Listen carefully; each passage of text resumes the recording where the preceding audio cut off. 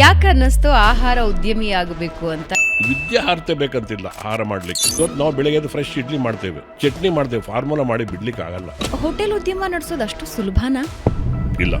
ಆದರೆ ಈಗ ತಾನೇ ಹುಟ್ಟಿದ ಮಗು, ಆ ರೀತಿ ಬಾರ್ನ್ ಬೇಬಿ ಕೇರ್ ಇದಕ್ಕೆ ಬೇಕು. ಆ ಪರಿಮಾಣಕ್ಕಿಂತ ಜಾಸ್ತಿ ವೇಸ್ಟೇಜ್ ಆದ್ರೆ ಆ ಹೋಟೆಲ್ ಇಲ್ಲಲ್ಲ.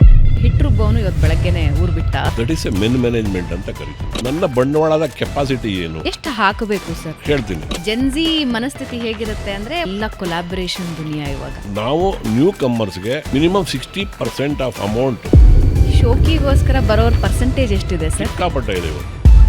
ನಮ್ಮ ಹೋಟೆಲ್ನಲ್ಲಿ ಝೊಮ್ಯಾಟೊ ಕೊಡೋದಿಲ್ಲ, ಪಾರ್ಸೆಲ್ ಕಟ್ಟೋದಿಲ್ಲ. ಯಾತಕ್ಕೆ ಅಂತ ನೀವು ಕೇಳ್ಬೋದು. ಸೋಲುಗಳನ್ನು ಕಂಡಿದ್ದೀರಾ? ಸೋಲ್ ಕಳೆದ ಗೆಲುವು ಯಾವತ್ತೂ ಇರೋದಿಲ್ಲ. ನಾನು ಒಂದು ಸಂಸ್ಥೆನ ಕಟ್ಟಾಕಿದೆ, ನನ್ನ ಹೆಸರು ಹೇಳಕ್ ಇಷ್ಟಪಡಲ್ಲ, ಬೇಡ. ಹೋಟೆಲ್ ಉದ್ಯಮದಲ್ಲಿ ದುಡ್ಡು ಮಾಡಬಹುದಾ?